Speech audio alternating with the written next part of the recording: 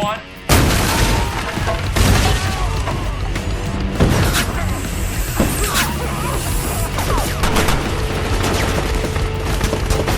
Keep up.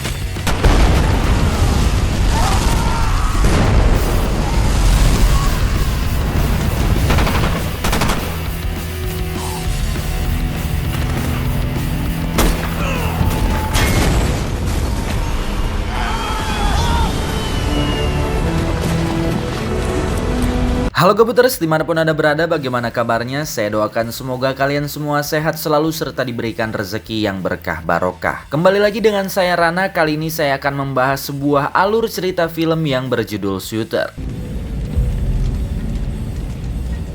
Yang mana Shooter ini merupakan film yang menceritakan tentang seorang sniper yang dikambing hitamkan oleh atasannya. Baik, tanpa banyak ngangengong lagi, langsung saja renggangkan badan, hembuskan nafas, dan markijo, mari kita lalajo. Silent.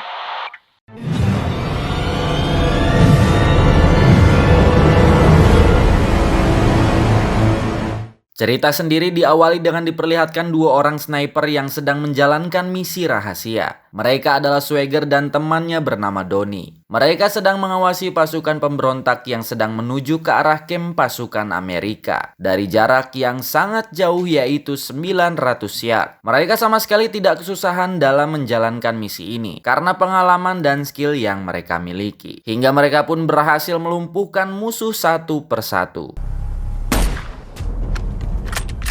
Namun tiba-tiba bala bantuan musuh pun berdatangan dengan lebih banyak, dan tak hanya itu saja, mereka pun mendatangkan helikopter dengan senjata yang sangat lengkap.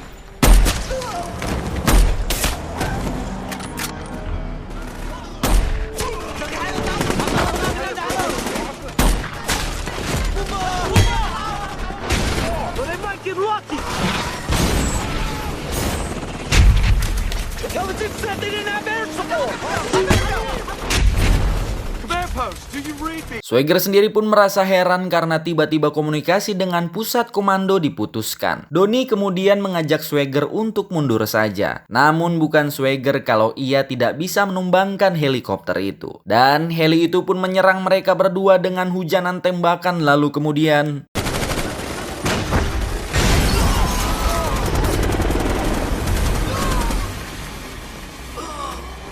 melihat Donnie yang tewas, sontak membuat kemarahan Swagger pun memuncak, yang akhirnya Swagger pun berhasil menumbangkan heli tersebut.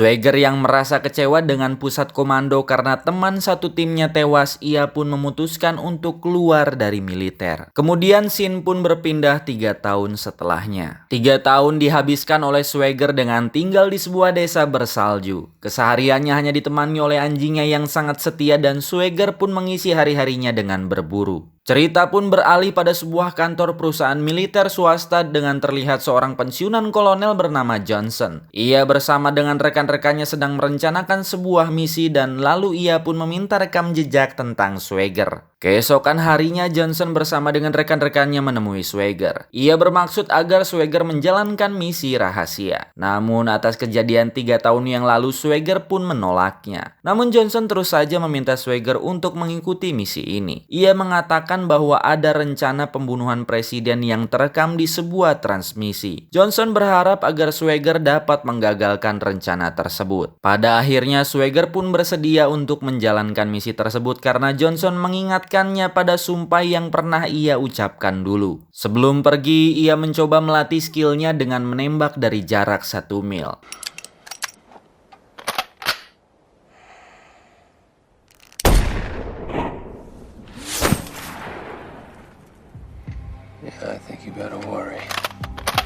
Dan setelah dirasa latihannya cukup, Swagger pun berangkat. Swagger pergi ke Washington, Baltimore, dan Philadelphia, kota-kota tersebut yang akan menjadi tempat kunjungan presiden. Setelah mengamati ketiga kota tersebut dari letak kamera pengintai suhu udara, kecepatan angin, kelembapan, dan jarak tembak, Swagger pun melaporkan bahwa menurut pengamatannya, Philadelphia adalah kota yang paling memungkinkan untuk seorang sniper menembak sasarannya.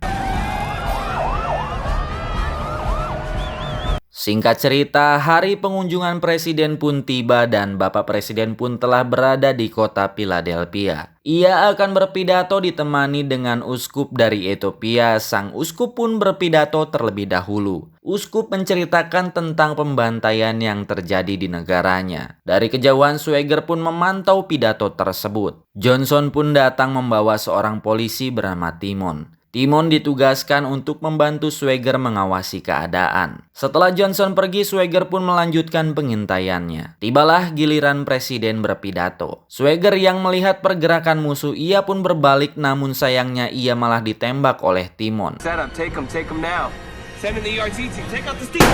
Dan di saat yang sama uskup pun ditembak mati oleh seorang sniper. Timon terus menembaki Swagger hingga Swagger pun menjatuhkan diri lewat jendela.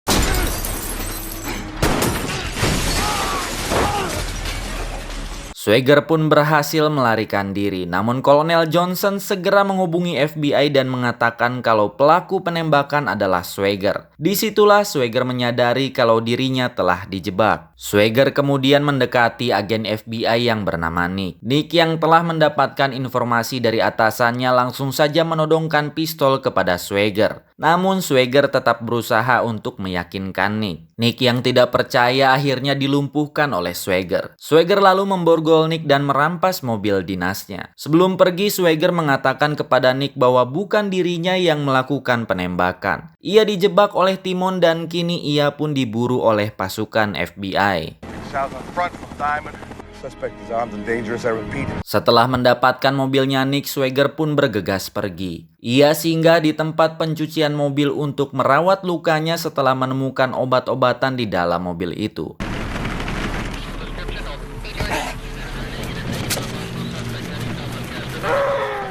FBI pun melacak posisi Swagger dan segera menemukannya. Namun Swagger tak ingin tertangkap begitu saja. Hingga suatu kesempatan Swagger pun terpojok. Ia memutuskan untuk memundurkan mobilnya dan menceburkan dirinya ke sungai.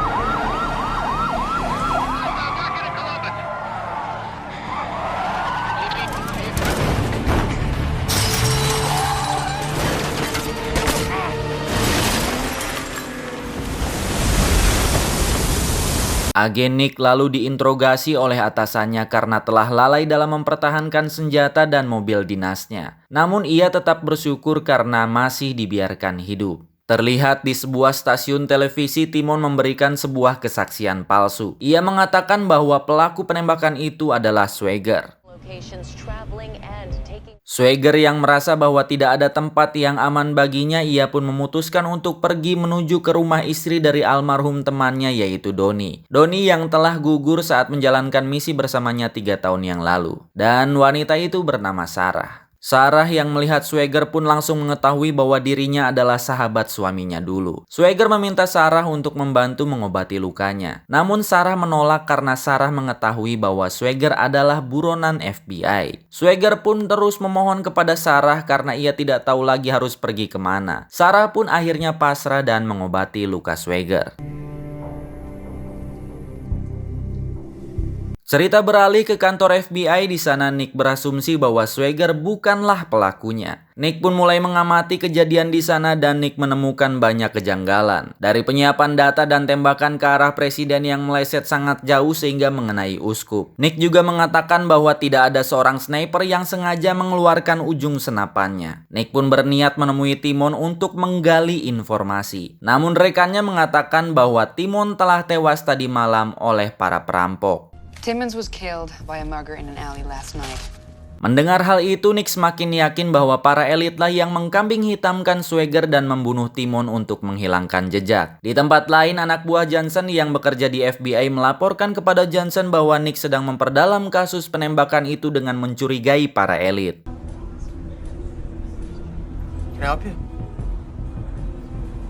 Johnson yang mendengar itu langsung saja menyuruh anak buahnya untuk menangkap Nick. Terlihat Nick pun berhasil ditangkap. Nick dibawa ke sebuah tempat dan Nick pun disiksa habis-habisan oleh anak buah Johnson.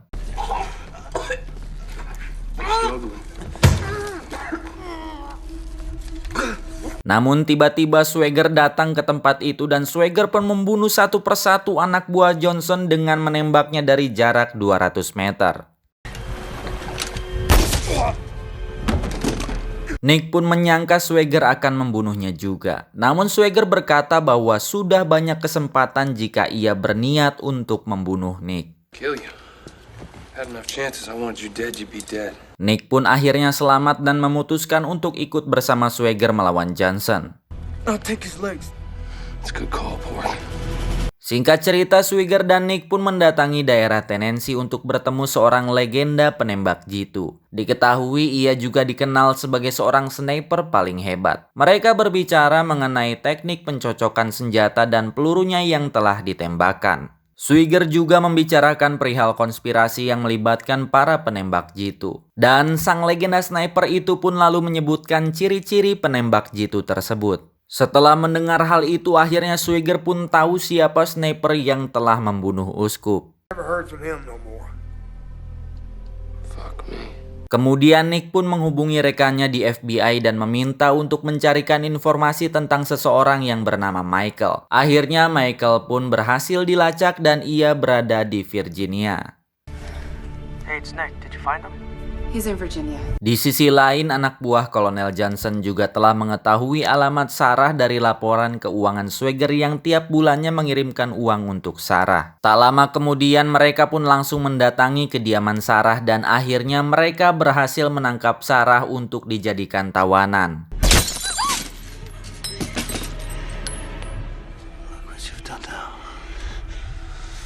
Singkat cerita, Swagger dan Nick pun sudah bersiap di Virginia. Mereka sedang melakukan pengintaian terhadap sebuah rumah yang diyakini sebagai hunian Michael. Swagger membaca situasi itu sebagai perangkap yang memang dipersiapkan untuknya. Ia pun tak mau kalah dalam menghadapi jebakan mereka. Mereka berdua pun mempersiapkan sebuah bahan untuk membuat bahan peledak. Setelah mendapatkan semuanya, mereka pun mulai bekerja. Tak lupa Swagger pun melatih Nick untuk menjadi seorang sniper handal dengan melatih kesabaran, konsentrasi, dan ketenangan jiwa. Move this fast. Let's see it.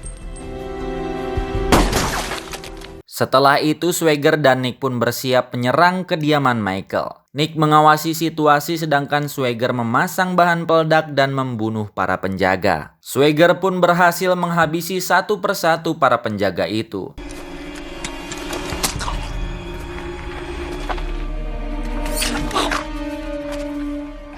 Swagger, you got one above you in the roof.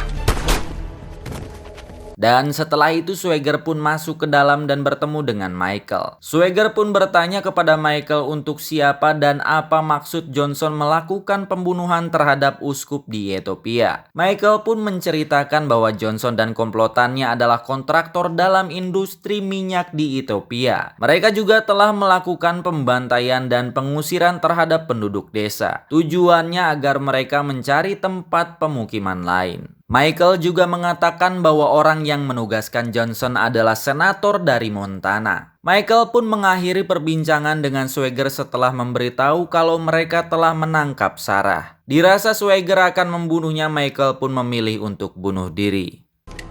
By the way, they got your woman. Swagger. Di saat yang sama, tim penyergap mendekat ke rumah dan akan menyerang Swagger. Swagger pun harus menghadapi para pasukan tim penyergap itu. Namun Swagger dan Nick dengan mudah membantai para penyergap itu dengan jebakan yang telah mereka pasang.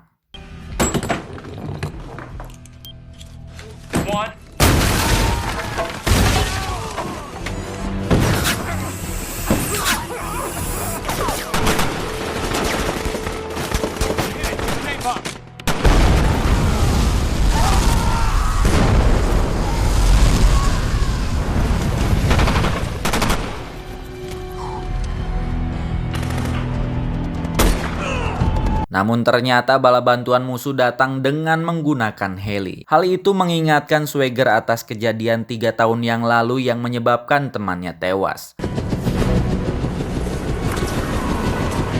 Merasa menembaki heli itu tidak aman bagi mereka, Swagger pun menyuruh Nick untuk memancing heli itu mendekati tangki gas. Got 5 shots left. Gotta draw that bird out. Okay.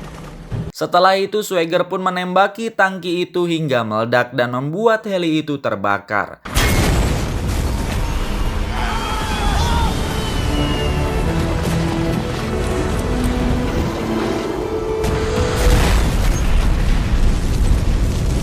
Dan akhirnya Swagger dan Nick pun berhasil selamat. Sementara itu, Senator Charlie dan Kolonel Johnson sedang dibuat pusing oleh Swagger yang tidak berhasil mereka bunuh. Kemudian scene beralih ke sebuah kota di negara bagian Montana. Nick pun menghubungi kantor FBI dan mengatakan kepada atasannya tentang kejadian yang ia alami. Hal itu sengaja ia lakukan agar FBI dapat melacak keberadaan mereka. Tak lupa Swagger pun menghubungi Johnson dan membicarakan tentang negosiasi. Ia ingin agar Sarah dibebaskan dan ia memiliki bukti rekaman percakapannya dengan Michael tentang kejahatan Johnson. Swagger juga meminta agar Senator Charlie dihadirkan. Mereka berdua pun akhirnya sepakat. Akhirnya Swagger pun menentukan koordinat lokasi tempat pertemuan mereka. 732.648.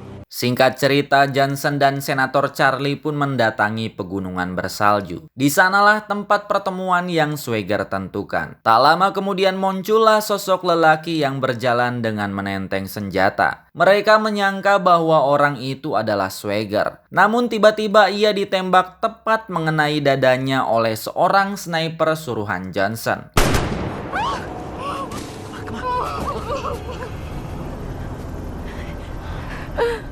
Tapi ternyata orang itu bukanlah Swagger. Swagger telah mengetahui hal itu akan terjadi. Dari situlah Swagger mengetahui posisi sniper Johnson. Swagger dengan cepat menghabisi sniper Johnson.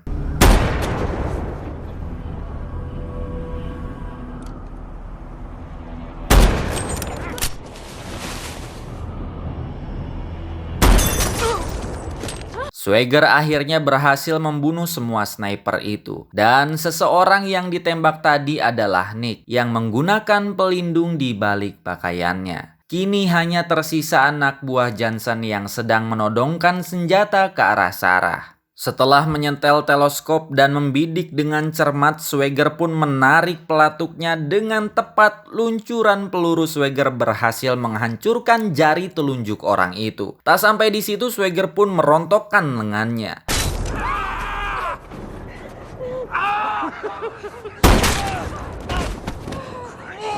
Swagger pun keluar dari tempat persembunyiannya dan mendekati mereka. Di tempat lain, agen FBI pun menerima surat dari Nick yang memberitahukan lokasinya. Dengan cepat, pasukan FBI pun menaiki heli dan menuju ke lokasi yang dimaksud. Sementara Swagger dan Nick menggeledah mereka. FBI pun sampai di pegunungan itu. Namun Charlie malah tertawa dan ia berkata bahwa ia kebal hukum. Dan mereka tidak akan terkena tuntutan atas pembantaian itu. Sebelum meninggalkan tempat itu, Johnson bilang ke Swagger, "Aku menang dan kau kalah."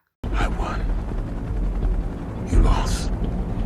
Pada akhirnya Swagger dan Nick ditangkap oleh agen FBI. Setelah ditangkap, Swagger meminta tuntutan atas kejahatan Charlie dan juga Johnson di Ethiopia. Selain itu, ia juga ingin menjelaskan mengenai penembakan uskup. Atas permintaannya, mereka pun melakukan pertemuan Swagger sebagai pihak terdakwa. Jaksa Agung, pengacara, dan Kolonel Johnson memberikan kesempatan kepada Swagger untuk mengemukakan pembelaannya. Swagger mengatakan bahwa senjata di depannya adalah miliknya, begitupun dengan pelurunya. Swagger pun menjelaskan bahwa setiap ia meninggalkan rumah, ia selalu menukar pin senapannya. Tujuannya agar senapan itu tidak bisa digunakan oleh sembarangan orang. Sehingga sangat mustahil jika ia membawa senapan itu, namun tidak bisa digunakan. Dan akhirnya tuduhan Swagger sebagai pelaku penembakan telah terbantahkan. Namun Kolonel Johnson mengatakan bahwa tidak ada bukti yang menyeretnya ke dalam kasus itu. Tanpa rasa bersalah, Johnson hendak meninggalkan ruangan tersebut. Namun Nick dengan cepat menunjukkan foto-foto kekejaman Johnson dan juga kelompoknya.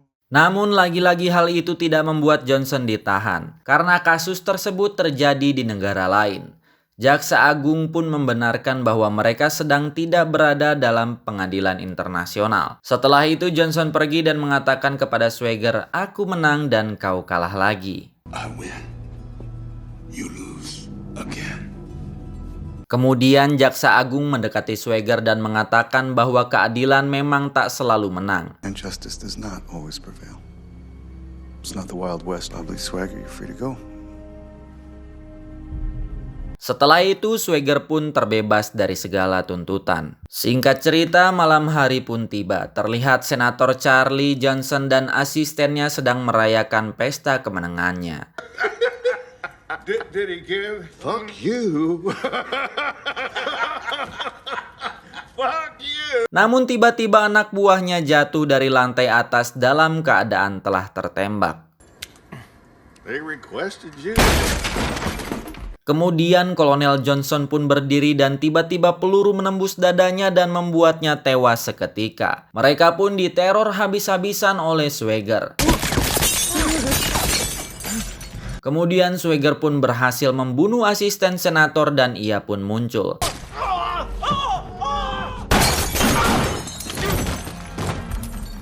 You don't need to kill me. Namun dengan sombongnya sang senator mengatakan bahwa dirinya adalah seorang senator. I am a United States Senator. Dan tanpa belas kasihan, Swagger pun menembak senator Charlie sampai tewas. Swagger pun pergi dan mematahkan pipa saluran gas. Dan setelah Swagger keluar rumah itu pun terbakar. Di akhir film terlihat Swagger pun pergi mengendarai mobil bersama dengan Sarah. Dan film pun berakhir. Yaitulah tadi alur cerita film Shooter. Pesan yang dapat disampaikan dari film ini adalah jangan pernah cari kambing hitam. Lebih baik cari ayam kampung. Oke, sekian dulu dari Rana. Jangan lupa saksikan terus video-video menarik lainnya hanya di channel ini. Rana beserta jajaran kru yang bertugas pamit undur diri. Salam RN Movie.